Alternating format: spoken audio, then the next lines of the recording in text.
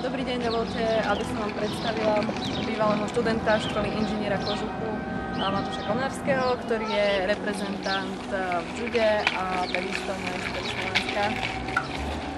Chcem vám položiť niekoľko otázok, takže na úvod, ako ste sa dostali k tomuto športu? K tomuto športu ma priviedol môj otec, ktorý je v podstate trénerom. Mal som vtedy nejakých 5 rokov, keď som sa začal prvýkrát motať po telocvični. Vydržalo mi to až doteraz. S tým, že už pomaly som kariéru ukončil a už som trénerom ako môj otec. Môžem opýtať, v súčasnosti trénujete alebo vykonávate aktívne tento šport? Aktívne ho robím už len málo, už len ako Slovenskú a Českú ligu, ale viac sa venujem už trénerskej kariére v Bratislave. V súčasnosti začal som chodiť na tréningy, absolútne bez nejakých menších vízií. Potom, keď sa mi začalo dariť, vyhral som prvé majstrovstvá Slovenska, tak začal som sa tomu venovať podstatne viac. Tréningov pribúdalo v týždni.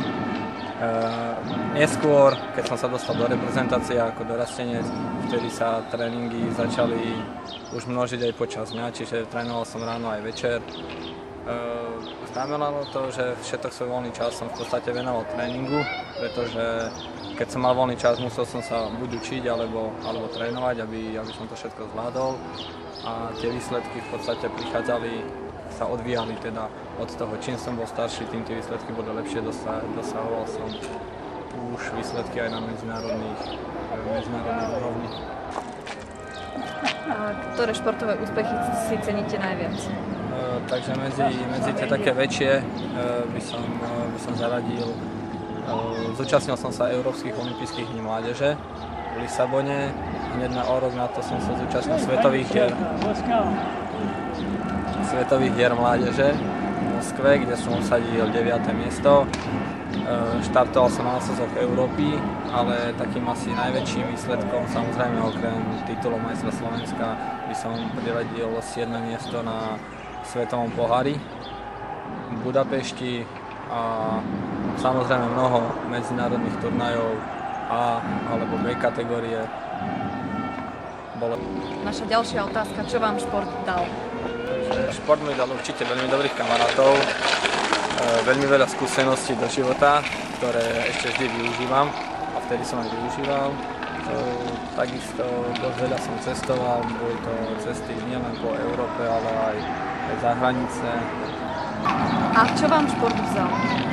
Takže určite to bol všetok voľný čas, teda zo začiatku nie, ale neskôr bol to všetok voľný čas. Ako som už predtým spomínal, boli to už len zúžilo sa môj čas iba na tréningy a na školu. Posledná otázka bude zaujímať našich mladých divákov. Aký je váš názor na šport a drogy? Takže samozrejme drogy tvrdé som nikdy nevyskúšal, čo sa týka cigariet a nejakého alkoholu, tak ako každý mladý, vyskúšať sme to vyskúšali, ale s určitosťou môžem povedať, že sa to nezlučuje so športom, s vrcholovým športom. Samozrejme občas ako na nejakých oslavách je to dobré, padne to, človek sa uvoľní, ale v plnom tréningu a vôbec neodporúčal by som to nikomu, ani mladým, ani starým, kombinovať šport s drogami. Ďakujeme za odpoveď.